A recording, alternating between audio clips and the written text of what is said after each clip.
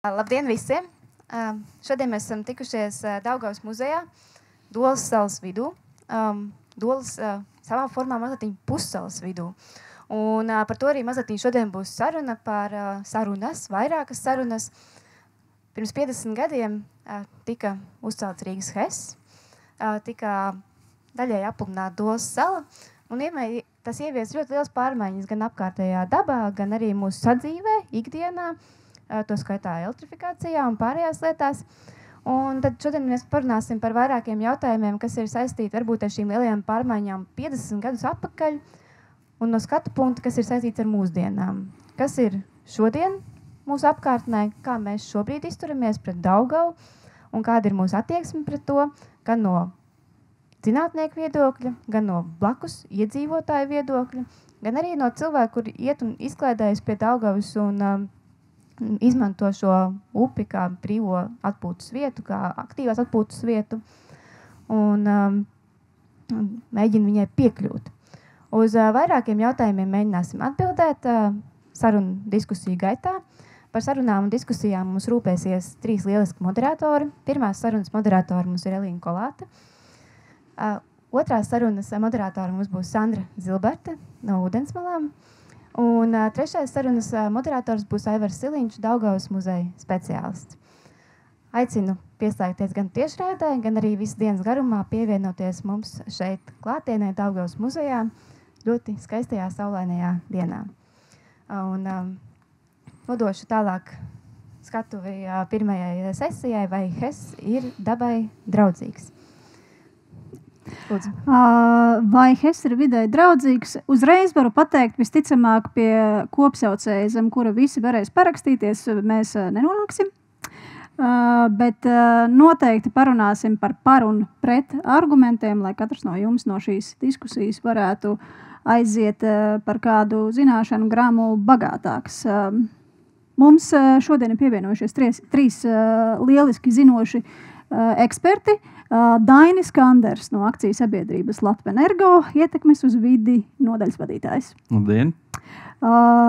Jānis Šīre, Latvijas vides ģeoloģijas un meteoroloģijas centra iekšzemes ūdeņu nodaļas vadītājs un arī projekta Life Good Water IP vadītājs. Labdien! Un Kaspars Abersons, institūta bior zivju pētnieks. Tieši tā. Es esmu Elīna Kolāte un es vadīšu šo diskusiju. Mans pirmais uzdevums ir gādāt, lai tā sākas laikā. Tas tā kā būtu. Mans otrs uzdevums būs gādāt, lai tā beidzas laikā. Tas būs 12:00.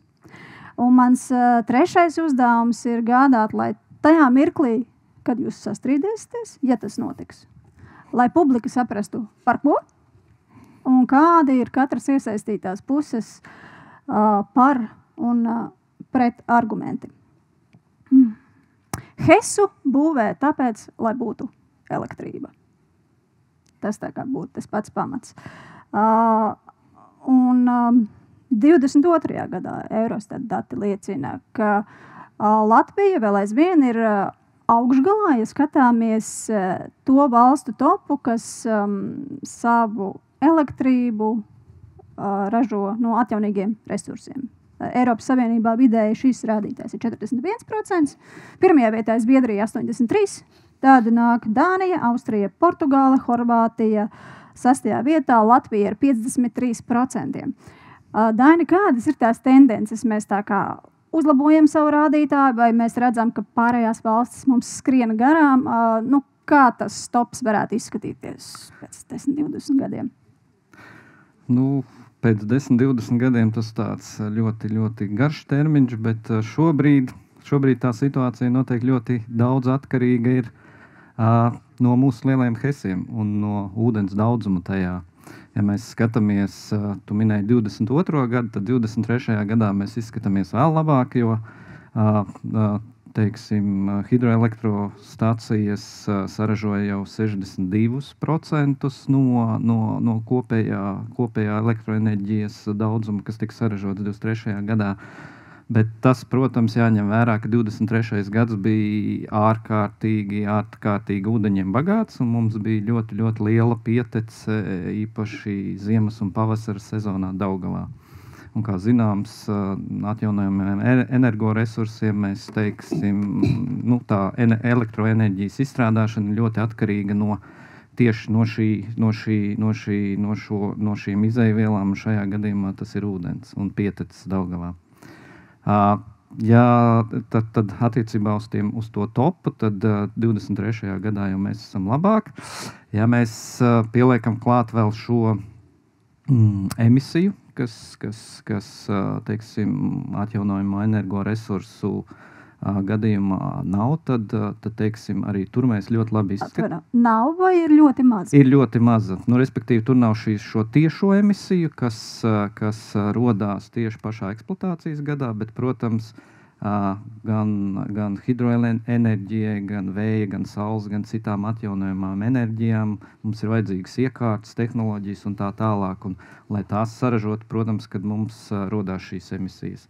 Taču nav šo tiešo emisiju, kas ir pašā eksploatācijas laikā, jo tur viņas nerodās, jo mēs neizmantojam neatjaunojamos energoresursus. Un arī tad, kad saskaita kopā tiešās, netiešās, tad šajā gadījumā tas emisiju CO2 tieši tā tajā darba mūža laikā, kas teiksim, ir dažāds, tur vēja parkiem 30 gadi, hesiem 50 un varbūt vairāk gadi, tad to sadalot šīs arī iekārtu un tā tālāk ražošanas radītās emisijas, mums šis emisiju kopējais daudzums dzīves ciklā, ko būtu arī pareizi rēķināt, ir ārkārtīgi zemāks un vidēji draudzīgāks nekā, teiksim, jebkuram citam enerģijas ražošanas veidam, kur enerģija ražo no neatjaunojumiem energoresursiem, vai tā būtu akmeņoglis vai kāds šī izejviela. Minēja jau par 23. gadu, kas bija ūdeņiem bagāts un līdz ar to varēja ražot daudz elektrības un pakāpties šajā atjaunīgās enerģijas topā uz augšu. Tātad vajag daudz ūdeni. Jāni, kā izskatās? Klimata pārmaiņas mēs tā kā jūtam, redzam, zinām, ka tās ir. Citviet pasaulē redzam, ka upes izžūst vasarā, tad atkal parādās no jauna. Noteikti ir bijuši kaut kādi modeļi un nosacīti pareģojumi, kas sagaida Latviju, vai pietiks tā ūdens, lai labi daudz ražotu elektrību un vismaz nekristos tajā atjaunīgās enerģijas topā? Jā, praktiski es palūdzu pirms šīs sanāksmes kolēģiem, lai viņi apkopo mazliet informāciju. Protams, kā pirmkārt jāuzsver tas, ka tas viss ir balstīts uz modelēšanas datiem un dažādām prognozēm. Prognožu piepildīšanās nākotnē īpaši, jo tālākā nākotnē mēs kaut ko paredzam vai mēģinam paredzēt, jo attiecīgi lielāka ir tā, kā lai saka, kļūdas iespēja. Bet, skatoties trendus, vēsturiskos datu trendus un plānojot to, kā varētu izskatīties situācija nākotnē, praktiski, protams, arī Latvija, līdzīgi kā citas arī Eiropas valsts un daudz kur citur pasaulē, nav pasargāta no klimata pārmaiņu ietekmes. Un, tas izpaužās, protams, kā gada vidējās temperatūras paaugstināšanās un praktiski nozīmē, ka mums pastāv iespēja, jeb tiek prognozēts, ka nākotnē gada vidējās noteces, kas saistīts tieši ar nokrišņu daudzumu, arī samazināsies. Tas tā gada griezumā. Gada griezumā, jā. Bet, protams, būs novērojams atšķirības pa sezonām. Ziemas sezonā būs lielākas noteces, tas nozīmē, ka būs attiecīgi vairāk ūdens Daugavā, kur varēs arī laist ar turbīnām. Tas ir saistīts ar to, ka ziemas vienkārši būs siltākas un tie nokrišņi, kas parasti uzkrājās ziemā sniega veidā, jo attiecīgi ziemā ir tāds fenomens kā arī ziemas mazūdens periods, jo viss ūdens ir vienkārši sasalis un cietā formā, viņš attiecīgi noticēs upē. Un tad salīdzinoši ir plānots, ka tur, pēc tām prognozēm izskatās, ka tuvākajos 20, 30, 40 gados ziemas periodā būs novērojams ūdens noteces pieaugums 10-15%. Bet citās sezonās, protams, ka tas būs samazinājums. Un tas samazinājums atkarībā no scenārija ir robežās no 10 līdz pat 30% un vairāk procentiem. Tur atkal, protams, atkarīgs kāds scenārijs un kādus mēs tos potenciālos, tās ietekmes ņemam vērā. Bet, tas nozīmē praktiski, ka gada griezumā samazināsies, vasaras sezonā samazināsies.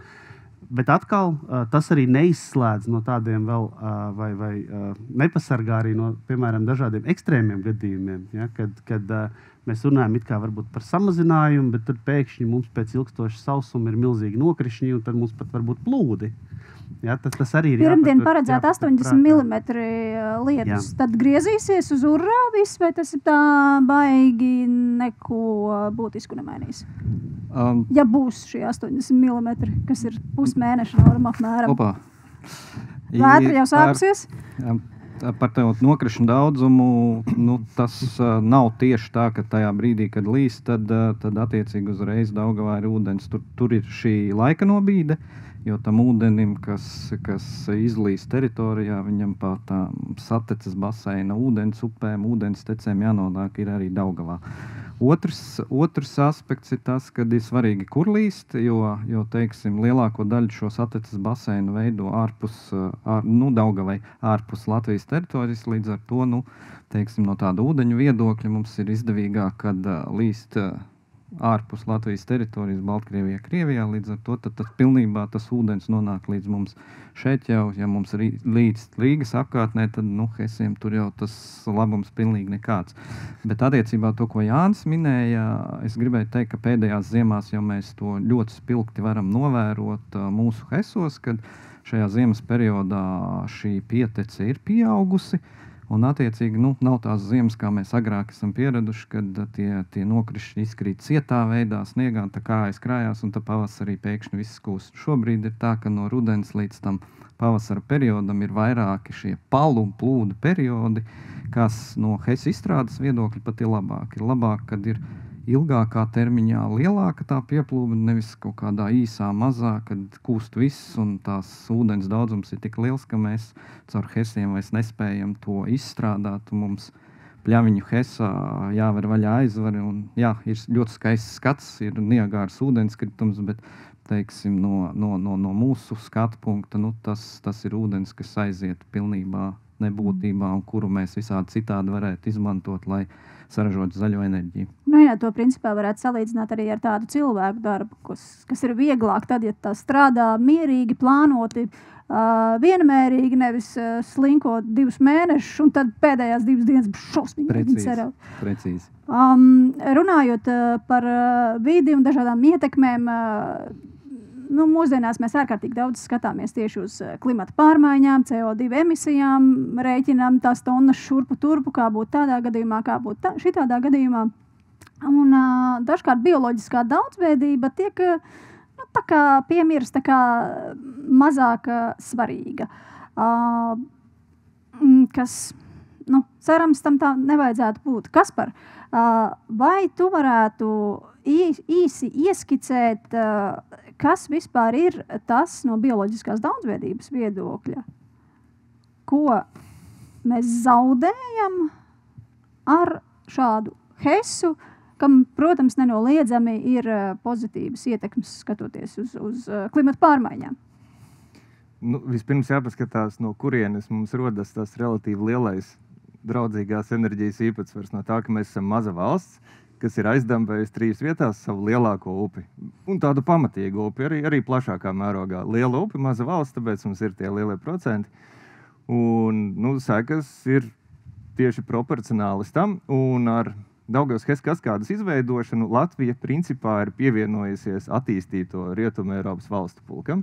Ja tiek uzskatīts, ka lielākajā daļā Atlantijas okeāna baseinu ceļotāju zīvu populācija ir samazinājusies par 90%, ir palikuši tikai 10% ar Daugavas Hesa kaskādu. Mēs esam vienā rāvienā pievienojušies tam pašam, jo mēs esam aiztaisījuši ceļotāju zivīm ciet lielāko daļu Latvijas. Un tie procenti tiešām aptuveni tādi arī ir. Mēs esam pār 90 ar to tikuši. Un lūk arī bioloģiskā daudzveidība, protams, ka tām zivīm, kas nekur nemigrē. Tām zivīm, kam patīk ūdenskrātuvs, liela dziļa ūdeņa, tās tur zeļ un plaukst, bet ir īpaši klimata pārmaiņu kontekstā ir zivis, kas mums paliek mazāk un mēs gribētu redzēt vairāk un vairāk. Viņam ir dabas vērtība, bet viņam ir arī pārtikas vērtība, viņam ir zvejniecības vērtība, tur nāk līdzi kultūras mantojums un daudz, kas tas nav tikai zaļo pilsoņu dūlums, tas ir tie ir zvejnieki, tie ir makšķernieki, tā ir licencētā makšķerēšana, tās ir makšķerēšanas lietas. Un kopā ar to dabas daudzveidību mēs viņam esam iegriezuši pa 90%. Kaspar, par to pārtikas vērtību. Jau vairākus gadus Pasaules dabas fonds ir rīkojis aptauju par to, kādas zivis cilvēki ēd. Un stabili pirmajā vietā ir Norvēģijas lasis, tad ir reņģe, sīļķe, brētliņa, jūras zivis. Nu, kādam vajag tas saldūdens zivis vispār? Tā pēc topa spriežot, ne? Nu, kādam vajag, kāds jau tās licences salacā pērk, kur viņi joprojām ir makšķerējami, un kāds viņus joprojām zvejo, un kāds no zvejniekiem joprojām pērk. Nav jau nemaz tik viegli dabūt. Nav tas prieks tik lēts un tik vienkārši, ka var aiziet uz tirgu un pa saprātīgu naudu nopirkt Latvijas lasi. Nu, viņi jau ir maz. Nē, Latvijas lasi es neesmu tirgu redzējis, un es centrāli tirgu esmu gan arī katru dienu. Tā kā, nē, tas tur nebūs gan. Vēl par bioloģisko daudzveidību. Jā, mēs daudz ko zaudējam, bet neizbēgami izmainot to ainavu, tur parādās kaut kas jauns, vai ne? Un tātad mēs kaut ko arī iegūstam. Vai, Daini, Kaspar, vai jums ir kaut kas, ko jūs varētu nosaukt, kādas sugas vai sugu sabiedrības parādās, izveidojot šādu hesu? Nu, par to sugām tā tālāk, es domāju, ka Kaspars vairāk pakomentēs, bet tas jau, ko Kaspars arī minēja, kad tas lielākais iegūms ir šis netiešais, kur, teiksim, mēs ar šo atjaunojamo elektroenerģiju un ražošanu bez CO2 emisijām mēs mazinām šīs klimata pārmaiņas. Un teiksim, tur ir absolūti skaidri pierādījumi, ka šīs klimata pārmaiņas kā tādas, un ja viņas tiešām turpinās tik intensīvi un tik strauji, kā tas ir šobrīd, tad tas apdraud ļoti daudzas šīs augu un dzīvnieku sugas. Un ir zinātnieki, kas ir no visas pasaules, ir apkopojuši, un nesen bija arī tā konference, kas Rīgā, tur ir skaidri un gaiši pateikts, ja šīs klimata pārmaiņas tik strauji turpināsies, tad aptuveni kaut kādi 15% no visas pasaules kopējas augu un dzīvnieku sugām draud pazušana. Manuprāt, tas ir tas būtiskākais iegūms, ka mēs saražojot faktiski lielāko daļu Latvijas elektroenerģijas, ko mēs patērējam, mēs saražojam to zaļi. Jā, tur ir šīs blaknes, ko Kaspars jau uzskaitīja, bet manuprāt, es vismaz personīgi nezinu nevienu enerģijas iegūšanas veidu, kur mums nav nekādas ietekmes uz vidi. Es arī vēl tādu neesmu redzējis. Kaspar, kas tu pirms tam arī minēji? Ieguvums, es pilnīgi pievienojos Dainim, ieguvums ir elektrība. Tas ir lielākais, galvenais un taustāmākais ieguvums. Dabai to dambi un ūdenskrātuvi nemaz nevajag. Bet tu minēji zīvis, kas labprāt dzīvo ūdenskrātuvēs. Ja tā ūdenskrātuve nebūtu, viņš jau tur nebūtu. Jā, bet tās ir zīvis, kas mums taču ir Zilo ezeru zemē, drusku uz austrumiem, un ezeru netrūkst arī citur. Un esmu jau vairāk kārtīgi kaut kādās diskusijās teicis, no dabas viedokļa pārtaisīt upi par ezeru ir tikpat atžgārni, kā pārtaisīt ezeru pa upi. Ja es pēkšņi kļūtu pavisam duls un teikt, mums vajag upēs dzīvojošas zivis, beram ciet ķīšezeru un mākslīgi taisam kaut kādu pārpumpējumu strauteci, un tagad mums tur būs laša un ārstu vieta. Tas ir no dabas viedokļa aptuveni tikpat duli, kā būvēt aizsprost un teikt, ka es te pavērošu zivi resursus un dabai būs labāk. Tātad tā ūdenskrātuve, kas ir radīta, viņa no tāda dabas viedokļa, viņa nav nekas unikāls. Latvija pilna ar šādiem ezeriem. Tieši tā. Skaidrs. Bet tas, ko mēs zaudējam, tas ir unikāls. Latvija nav pilna ar strautecēm, mums nav kalnu nogāžu, mums nav sniega kušanas ūdeņu, kas no kalniem tek lejā. Mums ir dažas strauteces, kas ir izveidojušās kaut kur, ja mēs viņus zaudējam, tad gan mēs zaudējam kaut ko mums unikālu. Un iegūstam vietā to, kas mums ir daudz. Tad tādā dabas daudzveidības ziņā tie svari tā diezgan nosveras par sliktu aizsprost veidošanai. Vismaz par 90%. Vismaz par 90%. Bet, elektrību vajag, HES ir uzbūvēts. Kas ir tas, kā mēs varam tomēr uzlabot tās zivju iespējas izdzīvot, vairoties, pārvietoties? Ko šobrīd, piemēram, Latvenergo dara? Es esmu dzirdējis par zivju ceļiem. Varbūt var izstāstīt, kā izskatās tas zivju ceļš no tāda laša skata punkta. Es kā lasis tur peldu un ko es tur redzu, kur man jādodas, kā tas notiek, kā tur izskatās. Kā tas izskatās no laša skata punkta, noteikti Kaspars vairāk izstāstīs, viņam lielāka pieredze. Bet, teiksim, mēs noteikti varētu pastāstīt to, ko mēs šobrīd daram. Un daram mēs ļoti daudz ko. Pirmām kārtām ir tās lietas, kas mums jau ir noteikts ar normatīvajiem aktiem. Un viena no tām lielākajām ir šī zivju atjaunošana un kompensēšana. Un šī kompensēšanas programma, kur mēs sadarbojoties ar Biozinātnisko institūtu, teiksim, katru gadu Daugavā un tās baseina ūdens tecēs izlaižam vismaz kā minimums 6,5 dažādus zivju mazuļus un kāpurus. Uz tā zivju skaita, uz zivju populācijas fona, kas ir Daugavā, tas ir daudz vai maz? Man godīgi sakot, 6 miljoni.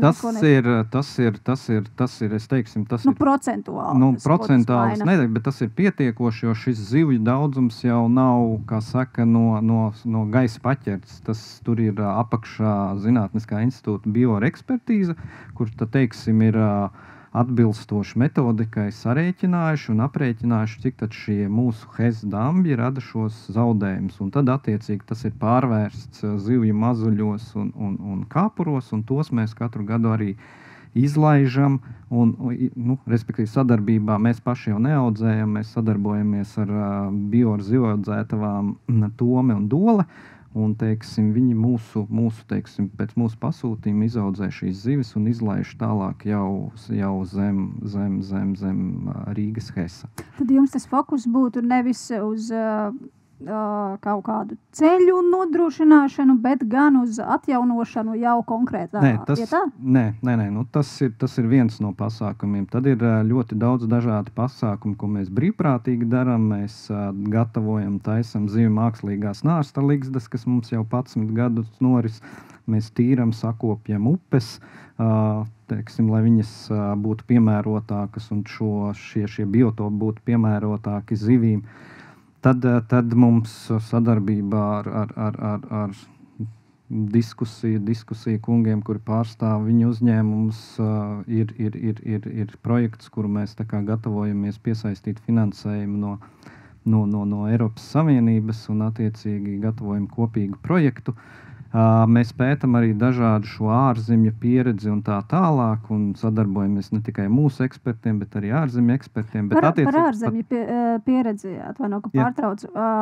Vai ir redzētas kaut kādas metodes šo šķēršļu pārvarēšanai, kas būtu plaši, ilgi lietotas, un beigās izrādās pilnīgi neefektīvas? Teiksim, no mūsu pašu pieredzes mēs varam minēt mūsu pašu Rīgas HES, kas ir vistuvāk diskusiju vietai.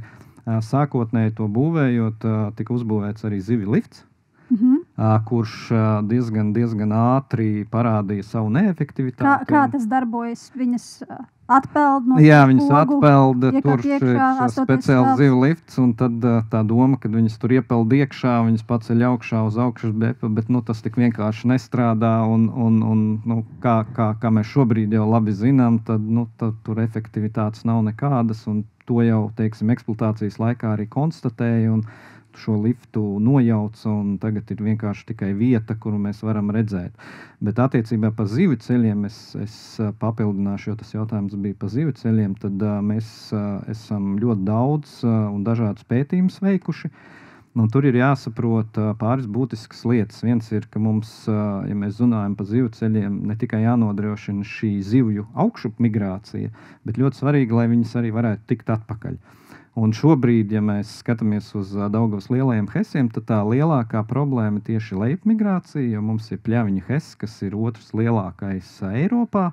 tur kritums ir ap 40 metriem, un, teiksim, ja mēs skatāmies uz lejup migrāciju, tad šobrīd tur nav faktiski nekādu efektīvu risinājumu, kā mēs šīs zivis varētu dabūt atpakaļ, jo izejot cauri tā tipa, kas ir Francisa tipa turbīnām, un ņemot vērā to augstumu starp augšas BF un lejas BF, tur ir faktiski neiespējami, ka šīs zivis izdzīvos. Cita situācija ar Ķegumu un Rīgas HES, kur šīs ir Kaplāna tipa turbīnas, tur ir savādāk. Un minot piemēru no Zviedrijas, mēs bijām diezgan garā braucienā pa Zviedriju, kur mēs skatījāmies dažādus šos zivju risinājumus, ne tikai zivju ceļus, bet saucamo trap and transport, kur, teiksim, mēs pie zemākā hesa šīs zivis savācam, kā zivju ceļā, un pēc tam viņas pārceļam virs hesiem. Tur Zviedrijā mēs bijām uz upes, kurā ir 7 hesi, un viņas pārceļ virs visiem hesiem, un tie hesi, protams, ir mazie, tie nav tik lieli kā mums, un attiecīgi atpakaļ tā lejup migrācija caur hesiem, caur turbīnām, un neskatoties to, ka katrā hesā tur kāds procents aiziet bojā, šis pasākums ir efektīvs, un Zviedrijā ir izpētījuši un izanalizējuši, un to turpina darīt. Tā kā šie risinājumi ir, bet ne Daugavas lielo HES kontekstā, jo mums ir jāsaprot, ka tās Pļaviņu HES gadījumā tā ļoti, ļoti liela elektrostacija, lielu kritumu ar sarežģītiem ģeoloģiskiem apstākļiem, tā kā tur šobrīd šo risinājumu grūti atrast. Jāni? Jā, mazliet tikai papildinot, kopumā jau šeit runa ir tieši par dažāda veida kompensējušiem pasākumiem. Tas faktiski šajā īpaši lielo HES gadījumā ir vienīgais, ko mēs varam darīt. Par to mēs tā kā visi šeit varētu skatus vienoties, ka mēs runājam par kompensējušiem, nevis. Diemžēl, jo pirmkārt te ir jāvērtē to, ka šo būju nozīmība Latvijas mērogā tomēr ir ļoti svarīga. Un otrs, protams, ka pie šāda mēroga hidrotehniskām būvēm nodrošināt zivju migrāciju faktiski ir ļoti, ļoti sarežģīti, kā jau te kolēģi minēja. Viens no tādiem visplašāk lietotajiem risinājumiem, ko arī iesaka, ja nav iespējams no tās būvas atteikties, tad veidot tā sauktos uz dabiskiem risinājumiem balstītas zivceļus. Tas pēc būtības tātad mēs izrokam jaunu mākslīgu upes gultni, nodrošinam noteikti ūdens caurplūdumu un zivis tur iet augšā. Ja to varētu... Kā viņas zinās, ka uz to pusi jāiet? Lūk, tas ir tas lielais jautājums, ka tur, protams, ir knifi dažādi, ka tā ieeja un izēja ir jābūt pēc iespējas tuvāk tam pašam šķērslim, lai viņām vieglāk būtu atrast. Bet, protams, problēma ir tā, ka Daugavas gadījumā, tas zivceļš būtu niecīgs salīdzinājumā ar tiem izmēriem, kādi ir tam hesam, un tai zivī tas būtu reāli atrast tādā siena kaudzē. Bet no otras puses, es šo sarunu varbūt tad ievirzīšu mazliet plašāk. Protams, te varbūt jau kādi kolēģi vai citi klausītāji par to varbūt nebūs priecīgi, bet stāsts jau ir arī par to, ka Daugavas HES, tātad Rīgas HES esamība no Daugavas baseina padara nepieejamu migrācijai 97% no platības. Tātad vienīgais, kas atliek zivīm, ir lielā mazā jugla, kuras ir piekļūstamas caur Ķīšezeru un caur Juglas ezeru. Un tad, protams, tas stāsts ir, tad mums būtu kaut kādā veidā jākompensē. Viens ir laist zivju mazuļus, otrs ir, tad mēs varētu vismaz censties nodrošināt to pieejamību tais pārējās atlikušajās upēs, jo tās ir tieši vai netieši savienotas ar jūru, tur tās zivs var ieiet. Bet tur atkal ir vēl problēma ar to, ka bez 3 lielajiem hesiem Latvijā ir vairāk nekā 140 mazo hesu. Un te ir tas lielais jautājums par to efektivitāti, par to sniegumu, par to devumu, jo 3 lielie hesi mums saražo gandrīz 60% vai pāri pa 60% atkarībā no gada. Un 140 mazie hesi mums saražo apmēram 1,5% labā gadā. Tad līdz ar to mēs nonākam pie situācijas, kad patiesībā daudzējādā ziņā, piemēram, uz tām minētajām lielās mazās juglas mums ir 3 tādi hesi. Tas nozīmē, ka viņi būtu tās upes, tīri tehniski, būtu pareizi atbrīvot. Un šeit ir tas plašais jautājums par to kopējo valsts politiku. Jo, protams, ka tā enerģētika ir svarīga, un no tās mēs nekur nepaliksim. Neatteiksimies, bet, protams, arī tās vides kvalitātes mērķu sasniegšana ir būtiska. Jo no otras puses Latvija ir uzņēmusies arī saistības nodrošināt labu ūdens ekoloģisko kvalitāti, kur šī pieejamība un dzīvi migrācijas iespējas ir viens no būtiskiem kvalitāti pazeminošiem faktoriem. Tad esam apsolījuši, jādomā, kā izpildīt to solījumu. Tas nozīmē atkal, ka tā diskusija visticamāk, mēs te nesēdēsim pirmo vienīgo reizi, kaut kad turpināsies. No otras puses arī, protams, tad ir lielais jautājums par vispār, tiešām šo te politiku kopumā, kā mēs to virzam, uz ko mēs ejam. Jo, protams, kad hidroelektrostacijas, tad, kad viņas lielāko daļu būvēja, tā bija tā laika, pirmkārt, zināšanas, un otrkārt, tā bija tam laikam pieejama un ļoti, kā lai saka, svarīga vai atstrādāta tehnoloģija. Toties šobrīd mēs jau redzam ļoti daudz, kur mums ir vesela kaudze vai pat droši vien desmitiem dažādu saules staciju. Ir runa par vēja parkiem, vēl kaut ko, kas ir daudz, daudz efektīvāki saražotās enerģijas apjomā nekā, piemēram, es nerunāju par lieliem, bet, piemēram, daudz vai daļa HESu. Un atkal, ja mēs paskatāmies tās klimata pārmaiņas, atkal būs tie kopējie ūdens līmeņa samazinājumi, kas nozīmē arī, ka tā efektivitāte, kas ir šobrīd, viņa nākotnē potenciāli kritīsies. Un tad cik ir tās iespējas mums to efektivitāti viņiem palielināt? Jo, protams, tur ir zudumi, tur droši vien varētu vēl visu kaut ko uzlabot, ieviest un piemērot, bet tie jautājumi jau paliek joprojām atklāti. Un varbūt, kad īpaši atsevišķu, varbūt tādu mazo HESu gadījumā, mēs varam runāt pat par to, ka mēs tā vietā uzbūvējam, saules bateriju vai pat dažus vēja ģenerators, un tas kompensē ar uzviju jau to, kas notiek nodarīts upēm. Bet tā izšķiršanās nav ne manā līmenī, tad ekspertu līmenī, bet tas vairāk ir par tādu valsts līmeņa diskusiju. Daini, par mazās lielās juglas atbrīvošanu, kādas sajūtas klausoties šo? Es vairāk gribēju papildināt nevis par mazo lielo juglu, bet par ogri. Jo, teiksim, ja mēs skatāmies uz šo zivju pārcelšanu, tad lielo HES un mūsu ūdenskrātuvu gadījumā visreālākais variants ir tieši Rīgas HES ūdenskrātuve un Ogres upe, kurā tad ir diezgan pietiekoši šo biotopu, kur šīm ceļotāju zivīm piemērot, jo, teiksim, pārcelt ceļotāju zivis uz ūdenskrātuvi nav nekādas jēgas, tur vienkārši viņām nav ko darīt. Un te ir tas stāsts par mazajiem HESiem uz Ogres upes, kad, teiksim, tas ir šādā gadījumā jārisina kompleksi, jo, ja mēs runājam par zivju pārcelšanu virs Rīgas HESa, tad mums Ogres upē uzreiz faktiski pie ietekas Daugavā ir viens mazais HES, kas uzreiz šo upi arī nobloķē. Līdz ar to mums šie jautājumi jārisina ir kompleksi, ja mēs, teiksim, gribam šādu risinājumu pielietot. Tā kā par Rīgas HES mēs esam daudz pētījuši un tā tālāk, un tur šis risinājums, šī iespēja ir vērts, lai viņu pētītu tālāk. Bet tad es pareizi saprotu, ka tagad atjaunojot zivju resursus virs Rīgas HESa, tām zivīm tur tāpat nav ko darīt, un tad tas tukšo vai?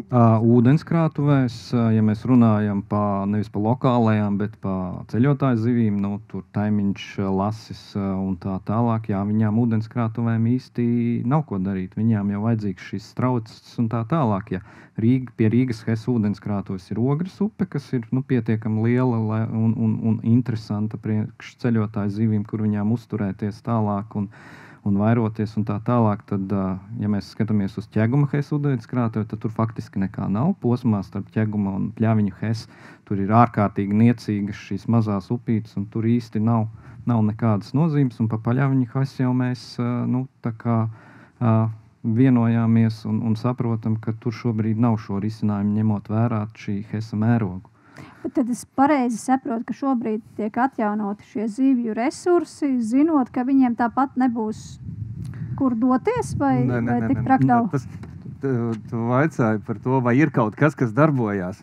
Un tas ir tas, kas darbojās. Šis lielais 90% dambis pēdējais, viņš ir jau 50 gadus, un ceļotāju zivju populācija Daugavā Daugavas basenā joprojām pastāv. Un tas lielā mērā nelielāka, gan arī 100% ir saistīts ar šo te mākslīgo atražošanu. Tā kā jēga tam ir.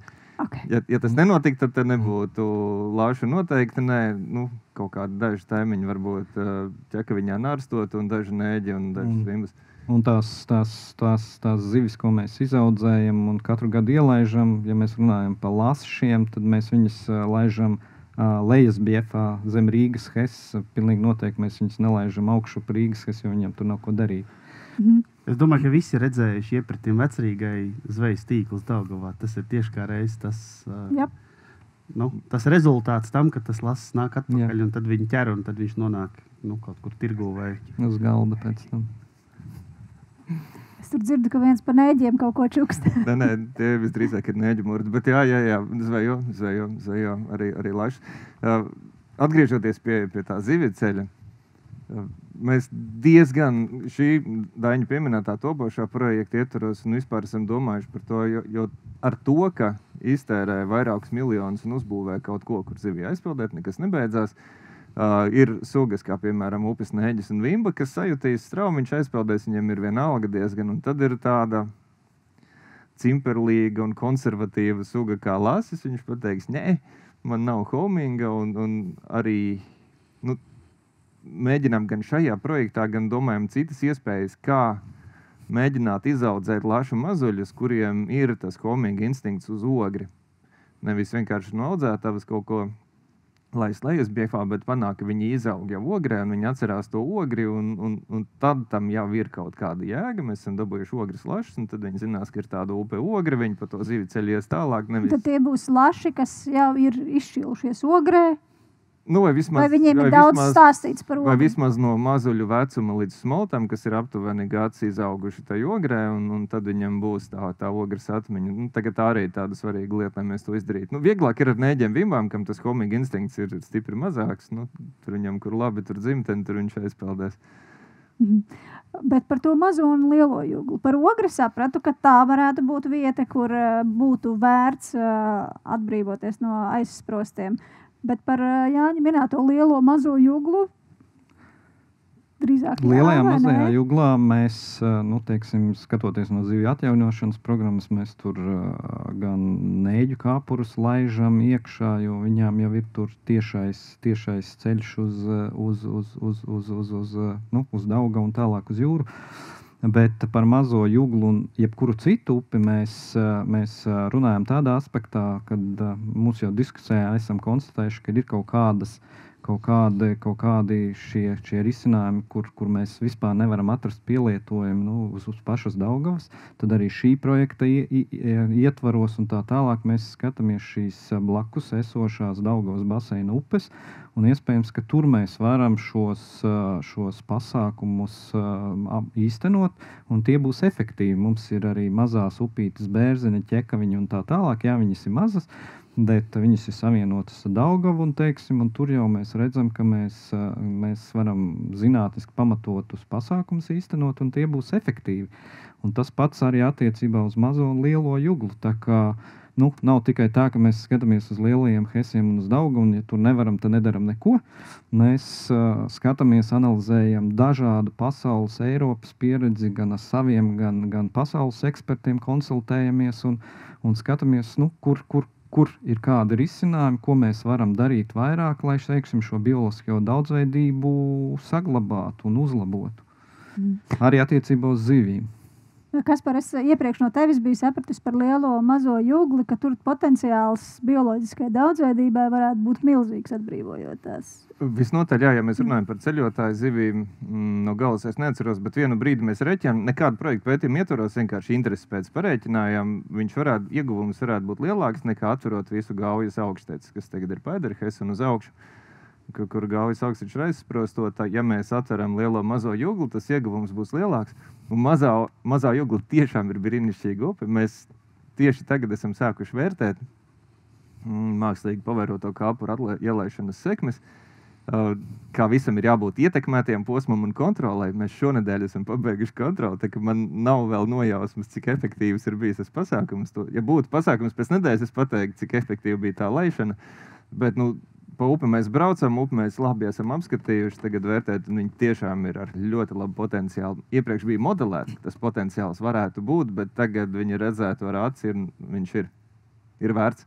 Un turklāt mazā jugla ir upē, ja mēs skatāmies lielo juglu, tur vairums aizsprost ir hidroelektrostacijas, kas ražo maz, bet ražo. Un viņi ražojuši uzņēmumu, viņi maksā nodokļus, un tur nav tik vienkārši.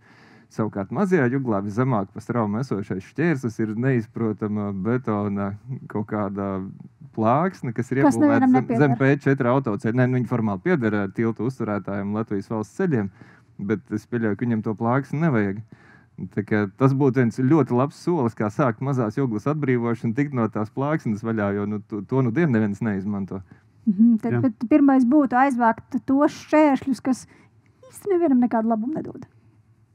Es gribēju vēl arī papildināt, ka par to konkrēto plāksni mēs viņu esam identificējuši. Mums jau ir bijušas sarunas ar Latvijas valsts ceļiem, un mēs ceram, ka viņu mums izdosies arī kopīgi novākt un to upi atbrīvot. Bet ir vēl viena lieta, kur mēs katrs pats kā sabiedrība darām lietas upē, kuras mums liekas ok, tātad tas ir mūsu pašu vajadzībām. Bet kam no ekoloģiskā viedokļa ir diezgan liels posts, tas ir Latvijā ļoti daudzās upēs. Un es pat gribētu teikt, ka tā varbūt ir tāda valsts līmeņa sērga. Cilvēki uzskata, ka krāmēt akmeņu krāvumus upē, būvēt dažādus dambjus. Citreiz viņš ir pusmetrs, citreiz viņš ir metrs, citreiz viņš ir daždesmit centimetri, ir pilnīgi ok. Mums ir jāpatur prātā, ka mēs neesam vienīgie, kam to upi vajag. Ja? Un tāpēc, lai es varētu nopeldēties, vai kā Kaspars saka, nabu paslipināt, jo bieži vien tas dziļums tur ir burtiski pārdesmit centimetri, mēs esam patiesībā noslīcinājuši straujteci, kas ir visvērtīgākais upi biotops, dažu desmitu, vairāku 100 metru garumā, un mēs jau mēram kvadrātmetrus, jo to platību jau mēs mēram daudzkārt arī pat 1000 kvadrātmetru. Un ja mēs pieņemam, ka viena cilvēka dienā saražotā piesārņojuma pārstrādē būtu vajadzīgi tur 12-15 kvadrātmetru upes straujteču, tad jūs varat pareiķināt paši patiesībā, cik liela un būtiska tā ietekme var būt uz upēm. Un ja rudenī vai ziemā tur problēma nav, ja ūdens ir daudz un tas tek pāri, un tad tas varbūt nav, bet tieši vasarā tad ir izpaužās tās lielākās ietekmes, kad ūdens ir mazūdens periods, ļoti strauji attīstās ūdensaugi, un tur pilnībā nomainās gan tā veģetācija, izmainās tie apstākļi, un plusā arī tās zivis, kuru mazuļi tur uzturās kā tādā sava veida bērnu dārzā, pēc būtības viņi zaudē to vietu.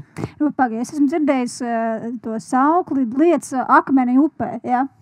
Bet nekā dambi. Aha, tad šī tāda akmeni, jā, bet ja jau mana auguma, tad to labāk nē. Es varu pieminēt piemēru no mūsu Pērsas upes gadījuma, kur, teiksim, mēs kopīgi ar zinātniekiem pirms tam izpētot sakopām diezgan garā posmā, un tur tieši divi šādi posmi bija, kur bija uzbūvēti šie akmens krāvumi dažādā augstumā, pilni pāri visai upei. Un attiecīgi tās sakopšanas ietvaros mēs viņus nojaucām. Bet jā, tādu uz tādām upītēm ir, kas ir... Būvētājs nedusmojās? Mēs viņu nesastapām, jo es domāju, ka tas ir nelegāli uzbūvēts, un diez vai viņš gribēja nākt un savu nelegālo būvi, kā saka, aizsargāt tajā brīdī. Tā kā, jā, šādi dambi tur ir, un kas, kā saka, varbūt no mūsu skatu punkta liekas, ka varbūt ļoti ok, bet mums jādomā par tām dzīvībām un tiem, kas dzīvo ūdenī, un tiem tas noteikti rada vairāk kaitējumu nekā jau kādu labumu. Tātad, ja es piemājas mazajā upītē esmu nolēmusi, ka gribētu izveidot savu baseinu, iegāžot pāris betonu klučus, labāk nē? Nē, labāk vajadzētu noteikti, ja kaut ko tādu gribās realizēt, uzzvanīt Kasparam un vienkārši pakonsultēties, un varbūt kādu akmeni tiešām tur ir vērts ielikt, un tas uzlabos, bet pilnīgi noteikti nevajadzētu nobloķēt visu to upīti ar betonu bluķiem. Ja mēs runājam par krāvumiem, jā, mazā joglā un neģu pavērošanas sekmi vērtēšana arī diezgan nedaudz kilometrus mēs esam nobraukuši, un tur bija 5. Jā. Tā kā cilvēkiem ir indeve kramēt, un šeit mēs nonākam pie tā, ka cilvēkiem patīk upi aizdambēt vispār. Un vienmēr visādās diskusijās un runājot par risinājumiem, mēs uzreiz skrienam pie spēkstacijām un sakiet, jums ir kaut kas jādara, kas ir tiesa, spēkstacijām ir kaut kas jādara, bet ja mēs aizējam uz jebkurieni, kur ir jebkādas paliekas kaut vai, un viņas gadījuma pēc ir kādam pie mājas, viņš cīnīsies kā lauva, lai tās paliekas saglabātu. Tā kā mums ir ļoti daudz jāstrādā ar sabiedrību, ka tas aizaugušais, pusapurvotais, vēl zinu, kas tas ir, kopš barona Mantoifeļa laikiem tur kaut kas ir stāvējis, ka tas nemaz nav smukāks par to straujo upi, kas būtu, ja šo visu izvāktu. Jā, un te tīri cipariski mēs tagad apspriedām 3 lielos hesus. Mēs zinām, ka ir bišķi vairāk par 140 mazajiem hesiem, bet kolēģi ir veikuši aptaujas pašu veiktu izpēti un tam līdzīgi, un mūsu šā brīža datubāzē ir vairāk nekā 1400 dažādu veidu šķēršļu uz objekti, kas ir uz mūsu upēm sabūvēti. Un, attiecīgi, kam ir ietekme, protams, uz šo migrāciju, ekoloģisko kvalitāti un citiem aspektiem.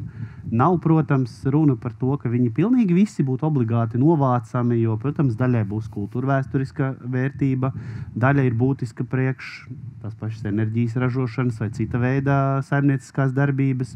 Citos ir klāt, tur, nezinu, viesu mājas un nezinu, pirtis vai kaut kas cits, kam arī ir kaut kāda, šī te vērtība un nozīme. Tās būtu tās vietas, kur Bet šajā gadījumā būtu ļoti, ļoti svarīgi, un te Biors jau ir spēris vairākus soļus tajā virzienā, ka pirmkārt saprast, kuras upes mums ir pašas vērtīgākās, tātad kurām ir vislielākais potenciāls, un arī izstrādājis jau 70 šķēršļu, tādu saucamo topu, tad, kurus nojaucot, mums būtu vislielākais ieguvums attiecībā uz zivju migrācijas nodrošināšanu.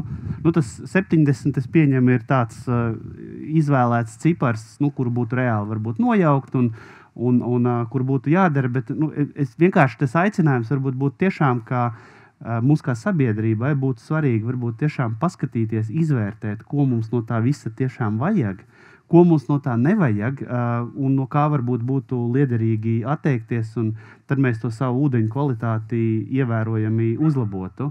Jo viena lieta arī, ko es vēl varbūt bišķi, ja mēs par cipariem runājam, ka mēs esam tā pieraduši ļoti uzskatīt, ka Latvija ir ļoti zaļa valsts, un tur, tā realitāte, īpaši attiecībā uz ūdeņu jomu, mums, diemžēl, nav tik patīkama vai tik skaista. Attiecībā uz ūdeņu jomu zaļš burtiski nav. Šeit tātad, ja mēs runājam par to mērķi, tad sasniegt labu ūdeņu kvalitāti ekoloģisko kvalitāti visos Latvijas ūdeņos, vidēji Eiropā šobrīd ir sasniegt apmēram 40% upju vai ūdeņu, tad Latvijā tie ir tikai 35%. Tad līdz ar to mēs atpaliekam pat no vidējā Eiropas rādītāja.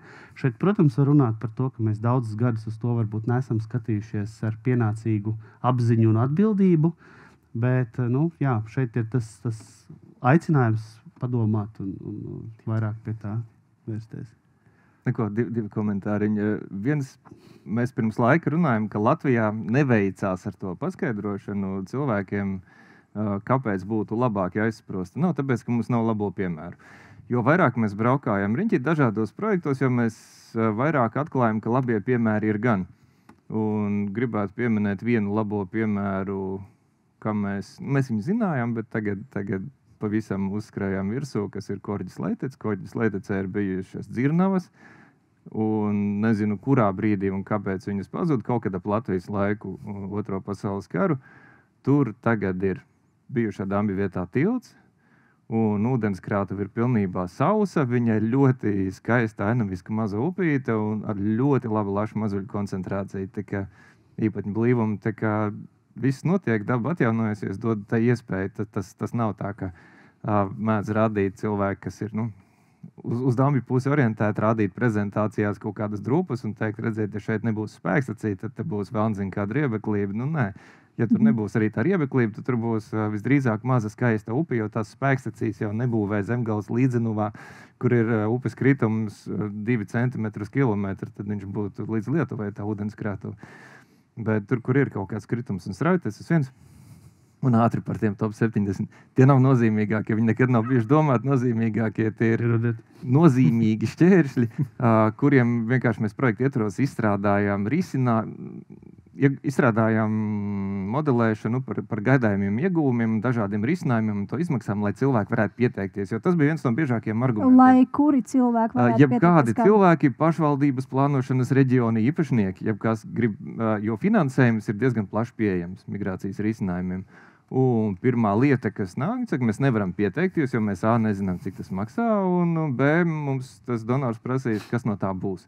Un tāpēc mēs uztaisījām šos ciparus, ka aptuveni prognozējam, aplēsām izmaksas un modelējam ieguvumus. Ka tas ir tas, ko tam donoram iedod, izmaksās tik, tāpēc, ka tas jau ir rēķināts un ieguvums būs šitāds. Tāpēc, arī ir rēķināts. Tad es pareizi saprotu, ja, piemēram, pašvaldība vai kāds privāts īpašnieks viņa teritorijā ir tāds un Zemkopības ministrijā, kamēr tas ir Latvijas vides aizsardzības fonda projekts, un kamēr mēs viņu īstenojam, Zemkopības ministrijā atrada naudu 2 miljonus, un viņam varēja reāli arī pieteikties, īstenot to tajā projektā iekļautajos šķēršļos, norādītos risinājumus 2.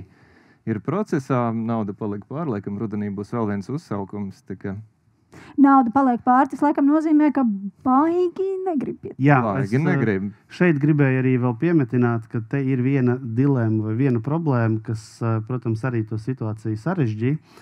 Un tā ir problēma tā, ka, protams, liela daļa šo objektu ir privāta īpašums, un īpašnieki par to grib kaut kādu kompensāciju. Ja mēs runājam par hidroelektrostaciju, tad viņi iespējams grib kompensāciju par saviem veiktiem ieguldījumiem vai vienkārši skatās uz to kā biznesu, kuru viņi būtu gatavi pārdot. Un tad tā problēma ir, protams, tā, ka, ja mēs ņemam vērā Eiropas pieejamā finansējuma nosacījumus, tad, protams, tu vari ieguldīt to naudu tieši nojaukšanā, bet tu nevari kompensēt nekādā veidā tā biznesa atpirkšanu. Un tas to situāciju mazliet, kā lai saka, sarežģīja.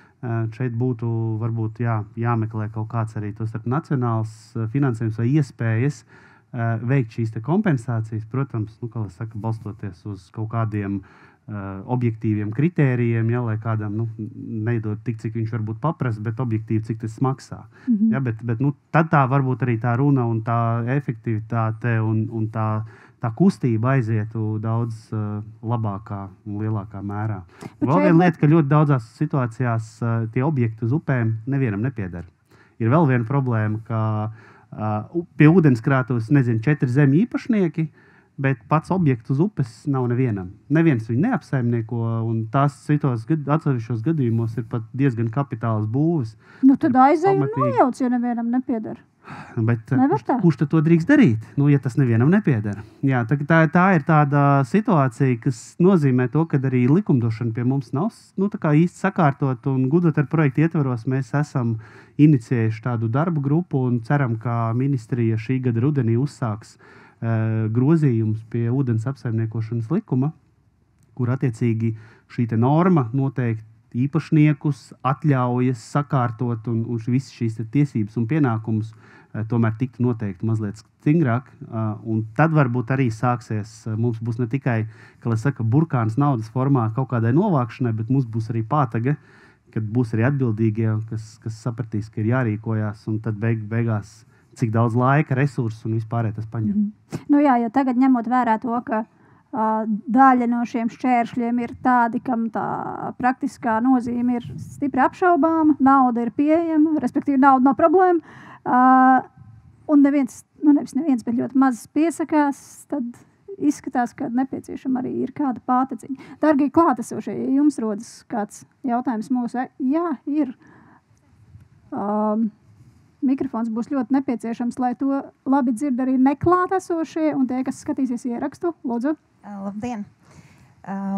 Es būšu dalībnieks nākamajā diskusiju ciklā, un es gribēju kā Dolas salas pārstāvs šoreiz pajautāt, jo jūs daudz runājat par to, ka Hesi ietekmē to, kas notiek upē, bet tā kā neviens no jums nepiedalās nākamajā sarunas ciklā, tad es gribu pajautāt, un varbūt iedot to savu skatījumu arī par to, ka Hesi ietekmē arī to, kas notiek krastos. Un tieši domājot par Dolas salu, tas jautājums šobrīd būtu tāds. Rīgas Hess, kurš ražo lielu daudzumu, kurš laiž cauri lielu daudzumu ūdeni pavasarī, rāda situāciju zemes īpašniekiem, ka mums pazūd īpašums. Viņš tiek nosklots. Un viņš tiek nosklots 2 gadījumos. Vienā, kad nāk liels ūdens daudzums no Hesa, un otrā gadījumā, kad no jūras tiek iepūsts ūdens Daugavā, un viņš atdurās pret Hesu. Un tad mans jautājums ir tāds, kāda ir Latvenergo ideja, doma, redzējums par to, kā notiek sadarbība ar šiem zemju īpašniekiem, un vai tāda ir. Un, jā, es ļoti labprāt dzirdētu, kā varētu notikt šī te ne tikai upes ūdens bagātības saglabāšana, bet arī tās dabas saglabāšana, kas ir krastā. Un kādā veidā jūs sadarbojaties ar iedzīvotājiem? Paldies! Paldies! Ko tur varētu līdzēt? Vai kas jau tiek līdzēts? Nu, ja mēs runājam, kas tiek līdzēts, tad šobrīd Latvenergo maksā diezgan lielu naudu kā dabas resursu nodokli par ūdens izmantošanu Daugavā. Un attiecīgi 1% daudzums no šīs summas aiziet krastu stiprināšanai. Tur ir attiecīgi sava komisija un tā tālāk. Un, es gribētu arī pie viena, kas es šeit aicinātu, ja mēs redzam šos posmus, kur šāda situācija rodās, tad pilnīgi noteikti rakstīt, dot ziņu. Kam rakstīt? Var arī mums rakstīt. Mēs jau pēc tam tālāk pārsūtīsim tie, kas nodarbojas ar šo krastu apsekošanu un pēc tam arī finansējumu piešķiršanu un pašu stiprināšanu. Tas ir viens, un to jau mēs darām jau labu laiku, un tā nauda tur ir katru gadu paredzēta, tā kā ir arī komisija, kas tur prioritizē šos projektus, tā kā, nu, tādā ziņā viss tur notiek. Jautājums tur, protams, var jau būt, ka visi grib uzreiz, un tā finansējuma katru gadu nepietiek, bet pamazām šis darbs notiek, un šie krasti tiek stiprināti. Otrs ir par šo plūsmu. Ir jāsaprot, ka pavasaros ir liels ūdens daudzums, un arī Hesam, kā saka, šo ūdens plūsmu bremzēt ir limitētas iespējas. Tajā brīdī, kad viņi ir daudz, viņš vienkārši ir jālaiž cauri, jo visādi citādi tas var apdraudēt pašu dambi. Un ja arī tā dambi tur nebūtu, tā ūdens plūsma arī būtu. Viņa būtu tāpat, jā, jo tas tur ūdens jaunāk, tur mēs neko nevaram izdarīt, un tā tas notiek, un tā tas notikt arī dabiskajā ceļā, ja nebūtu tur tā Hesa. Par to jūras ūdeni, tur, teiksim, mums arī būs limitēts vai faktiski nekādas iespējas šo kā saka, apturēt vai šo procesu, jo tad, kad ir tie attiecīgie vēji, skaidrs, kad milzīgs ūdens daudzums tiek pūsts iekšā Daugavā un atsitās pret to Rīgas Hesu. Diemžēl tur nevar neko izdarīt, izņemot to, ka cerēt, ka šādi gadījumi būs pēc iespējas mazāki, kad ir šie lielie vēji, šie lielie, un ilgu laiku, kas iepūš to milzīgo daudzumu Daugavā. Tad, ja cilvēks dzīvo īpašumā, kurš viņa prāt Hesa darbības rezultātā tiek mazināts, ietekmēts, tiek nograusts krasts, tad tas, kas būtu jādara, jāraksta Latvenergo pašvaldībai, vēl kādam? Pašvaldībai arī noteikti, bet primāri ir, man liekas, LVģMC ir šī komisija, kas darbojās, apseko, saņem šos iesniegumus, piešķir finansējumu, uzrauga arī tos pašus darbus. Tātad primāri jāraksta viņiem, bet jebkurā gadījumā, ja tur nav kontaktu, var arī rakstīt, zvanīt mums. Mēs pēc tam jau novirzīsim attiecīgi pie tiem, kas ar šiem darbiem nodarbojas. Tātad vai no LVģMC, vai arī pat taisno Latvenergo. Lūdzu, bija vēl kāds jautājums? Jā. Labdien. Jautājumi ir daudz, bet droši vien. Vienu šoreiz. Jā, es saprotu, jā. Var sakot, es sapratu, ka mums Daugava pa 97% nomira. Uzbūvēja Hesus perpendikulāri straumes tecēšanas virzienam.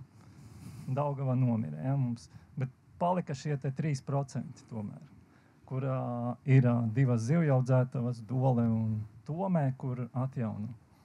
Bet ir arī Tātad šīs te dzīvības dažādas, kas ir augšpus Pļaviņu Hesa, piemēram, arī tajā pašā Ogres upē, kurām ir nepieciešamas arī lašveidīgās zivis, lai viņas vairotos. Tātad šīs te saldūdens upju gliemenes. Jā, viņas pa 90% ir gājušas bojā, un viņas vēl aizvien turpiniet bojā.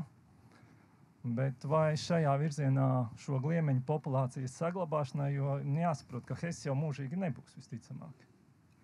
Te bija minēts, ka 50 gadi ir tas eksploatācijas laiks, un tieši pirms 50 gadiem uzbūvēja 50 mīnus 50. Tad jau... Jā, Daugava radās mums pirms 10 000 gadiem, tātad 50 gadus no 10 000 gadiem mums ir pastāvējuši Hesi, droši vien tie Hesi vēl kādus 50 gadus būs, bet pēc tam jau viņi pazudīs. Tāpat mēs esam muzejā, un tu varbūt varēs tikai muzejā atnākt apstīties, kāda bija Hesi. Bet upju gliemenes būs pazudušas. Jā, mēs daudz runājam par migrējošajām zivīm, bet par citiem dzīvniekiem. Es varbūt ātri iekomentēšu. Pirmkārt, uzbūvējot Hesas, Daugava nenomira. Protams, ka tas vienīgais, kas mainījās, kā atsevišķas zivis sugas, kurām ir svarīgi migrēt augšu pa straumi un nokļūt uz savām nārsta vietām, attiecīgi to migrāciju nespēja darīt. Bet, protams, ka tas neizslēdz vai joprojām paliek šajos te posmos arī tās sugas, tostarp arī lašveidīgie, kuras nemigrē. Jā, un līdz ar to, protams, kā tās gliemenes, tātad ir atsevišķām gliemeņu sugām svarīgs posms, kad kāpurs, gliemenes kāpurs pēc izšķilšanās dzīvo lašveidīgo zivi, piemēram, foreļu žaunās. Un, protams, ka ja samazinās šo te pieejamo lašveidīgo daudzums, tad arī, protams, samazinās arī viņu vairošanās iespējas. Bet nav tā, ka būtu pilnībā šīs te sugas izzudušas. Te, protams, būtu jāprasa kolēģiem, kuri tieši pārzina šos te gliemenes un to izplatību. Bet pilnībā viņas izzudušas nav. Kaut kādas vairošanās iespējas, protams, ir saglabājušās. Bet, protams, visi šie šķēršļi rada tiešām šo te draudu, apdraudējumu arī tālākām sugām, ne tikai lašveidīgām zivīm. Tam es pilnīgi piekrītu. Neliela piebilde. Migrē faktiski visas lašveidīgās zivis. Jautājums ir, vai viņas migrē uz jūru vai nē. Tā kā, tās populācijas, kas ir virs Rīgas Hess, viņas ļoti ietekmē arī mazākas spēkstacijas, kas ir uz Ogres, un arī aizsprost, kas nav vispār nekādas spēkstacijas. Bet foreļu populācijā Ogres basēnā vārguļo, bet ir. Un tai lokālai migrācijai, ko kolēģiem minēja, mēs palīdzam ar šo upju dažādo mazo upju sakopšanu, kā es minēju, pērse, vedze, bērzeni un tā tālāk. Tā kā atbrīvojot tur un, teiksim nodrošinot labvēlīgus apstākļus. Tas ir atbrīvojot no tiem šķēršļiem. Nevis visu izvācot, bet, kā jau mēs te runājām, zinātniski pamatoti, ka tur paliek arī pa kādam akmenim, kokam un tā tālāk, ka šīm zivīm nepieciešams. Un līdz ar to tur šīs lašveidīgās lokālās migrācija nodrošināt ir šie biotopi labāki, un līdz ar to arī šīm konkrētajām minētajām gliemenēm visticamāk arī lielākas izredzes. Paldies, kungi! Es diskusijas sākumā minēju, vai tur ir kāds jautājums vēl? Mums ir 2 jautājumi, kas ir ienākuši no tiešraides. Lūdzu. Pirmais jautājums ir no Lolitas. Par jautājumu, vai pie Hesa Dolsalā ir tiešām arī kādas zivis, vai tie makšķernieki tur vienkārši slēpjās no ravēšanas un mājas-darbiem? Tur jāskatās kāds dārs. Vai ir redzēta kāda zivs pie Dolas salas? Tad tāds būtu jautājums. Zivis tur noteikti ir. Tur visādi citādi, jo makšķernieki tāpat vien tur nesēdēt, un tas arī, ko mēs esam konstatējuši, ka tur tiešām makšķernieku ir daudz. Un līdz ar to diez vai viņi tur tik bieži un tik daudz un kuplā skaitā būtu, ja tiešām tur nevienu zivi nevarētu. Tā kā es piekrītu Kasparam, ka tur ir diezgan daudz zivju, un tāpēc viņi arī tur ir. Tātad, ja kāds saka, ka viņš iet makšķerēt uz Dolas salu, mēs nevaram galvot, ka viņš tiešām iet, nezinām. Bet tas, ka zivis tur ir, jā. Un otrs jautājums ir par šiem mazajiem Hesiem, gan uz Lielās Juglas, gan uz Ogres. Kā ir ar to situāciju, vai viņi ir jānojauc, vai pie viņiem, kā mazajiem hesiem, ir lielākas iespējas varbūt izbūvēt kaut kāda veida mākslīgos zivju ceļus? Vai tur ir kaut kas līdzams, bez nojaukšanas? Nu, te ir vesela teorija un filozofija par šo tēmu, un mēs viņu diezgan plaši par to arī runājam. Vislabākais risinājums, ja mēs skatāmies tieši no vidas viedokļa, atliekot tagad... Un finansiāli. Jā, un finansiāli, jā. Tātad vislabākais risinājums ir tad, kad šķēršļi nav vispār. Jo viņš nav jāuztur, tur nav jāveic tīrīšana, kopšana, atjaunošana, jebkāda veida uzturēšana. Nav jāmeklē īpašnieks. Nekas nav jādara, tieši tā. Otrs ir, protams, ja mums ir kaut kāda nozīmīga pievienotā vērtība, tad mēs varam izvēlēties citu risinājumu. Tas ir būvēt zīvceļu. Bet pirmkārt, zīvceļu izbūve parasti ir daudzkārt dārgāka par vienkārši demontāžas procesu, jo tas ir vismaz pār 100,000 eiro. Tas ir jāatcerās. Atkarībā no risinājuma un atkarībā no sarežģītības, vai tur ir pāri ceļš vai nav, tas var sniegties citreiz arī pat virs $500,000. Tā kā tas ir... Jā, tas ir dārgāk, un otrs, protams, atkal visu veidu uzturēšanas, uzraudzības, tur tāpat pavasara palos mēdz veidoties izskalojumi, koku sanesumi un vispārējais. Nu, tad kādam tas ir jākop, jāuztur, un tas atkal maksā kaut kādas līdzekļus vai no publiskās naudas, vai no privātās, ja tur nav nozīme. Bet, attiecīgi, protams, nav šķēršļa ir vislabāk, tad, attiecīgi, zīvceļi var būt dabiskie vai saucamie tehniskie, jā, attiecīgi, dabiskiem ir labāks sekmes, kā ir pierādījies. Un tad, protams, visādas citas, kā mēs citreiz sakam, izvirtības, var jau būvēt zivu lifts un vēl kaut ko.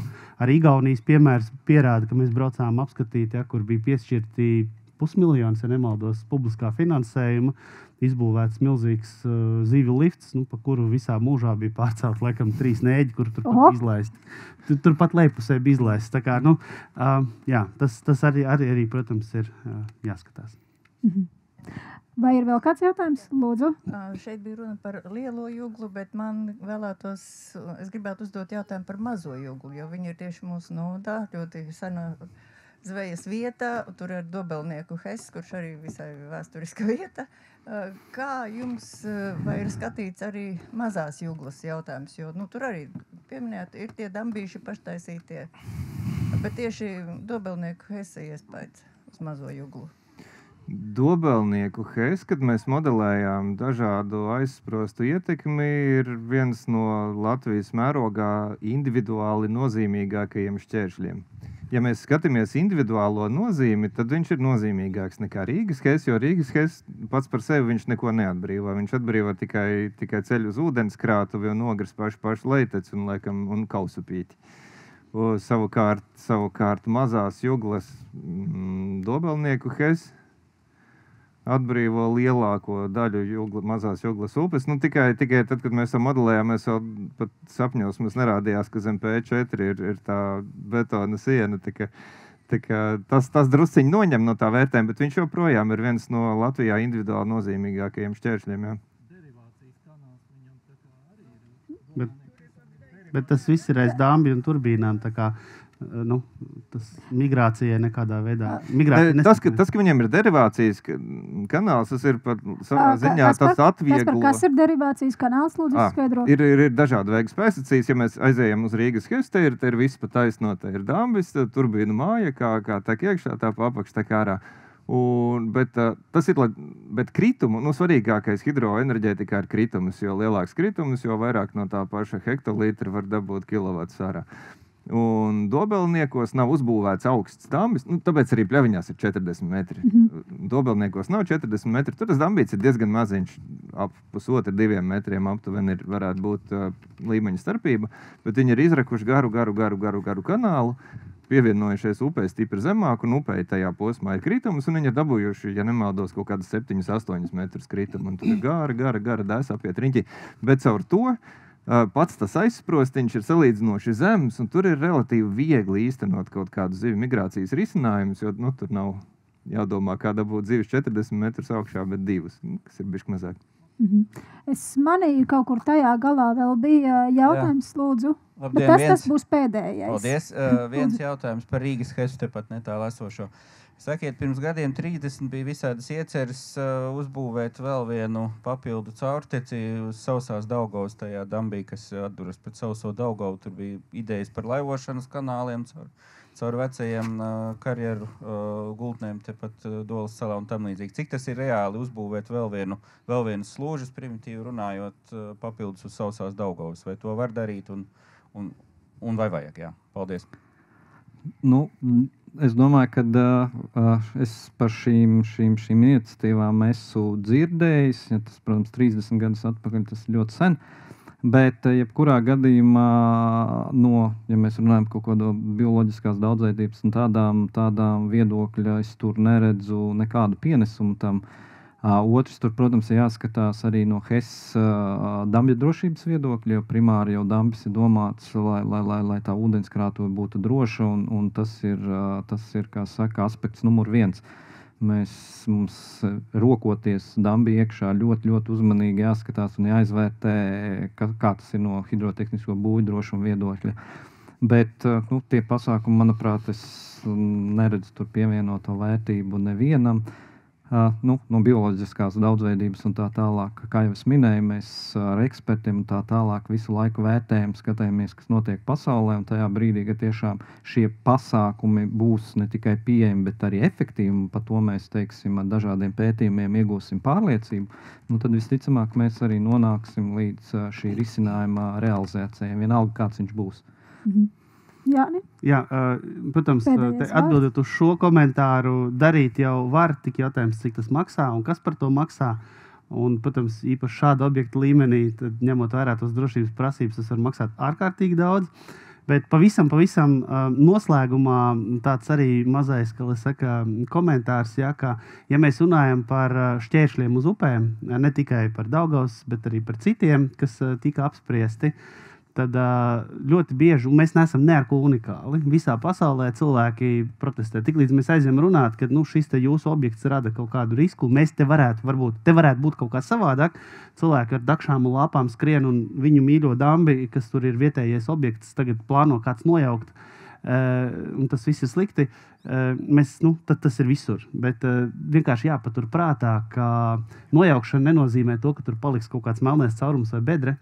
Ir iespējams bieži vien arī ievērot dažādus vietēju izvirzītus nosacījumus un radīt situāciju, kas ir visiem izdevīga. Un, ja kādam interesē, paskatieties Cindy aizsprostā pārbūvi. Es pat labāk minēšu vārdu pārbūvi, nevis nojaukšana. Igaunijā, kur tas bija liels objekts. Tas bija kaut kas, protams, mazāks kā Daugavas HES, bet ievērojami lielāks kā lielākā daļa pārējo aizsprostu. Un, attiecīgi, tur tika izbūvēta vesela rinda ar dažādām infrastruktūrām, tostarp zivīm, migrācijai un nārstošanai, laivošanai, krāces, pat saglabāta daļēji ūdenskrātuve, lai vietēji varētu peldēties un tam līdzīgi. Tā kā tie risinājumi visbiežāk viņu ir ļoti daudz, un vienmēr dialoga ceļā var atrast visiem pieejamus risinājumus. Mikrofons jāpaņem. Jā, labdien!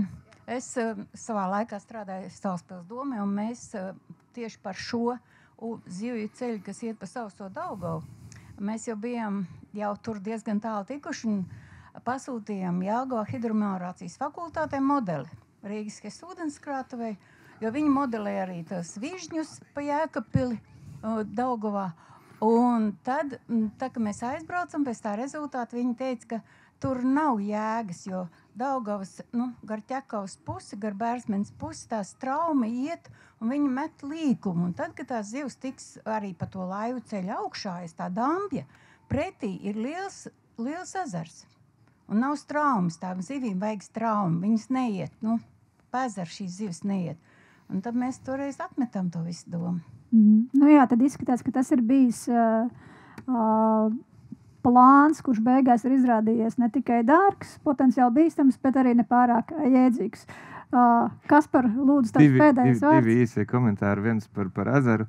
Ezers, protams, migrējošajiem zivīm, jo īpaši tiem mazuļiem, kas pēc tam peld atpakaļ, nav nekāda medusmaize, bet ja mēs skatāmies upi, kas saucas Bārta, viņa ietek Baltijas jūrā cauri Liepājas ezeru, kas ir pagarš savi 10 kilometri, un ja mēs skatāmies lielo juglu, mazo juglu, viņas ietek Rīgā caur Rīgas līcī caur Juglas ezeru un Ķīša ezeru, kas ir jau savu 15 kilometri.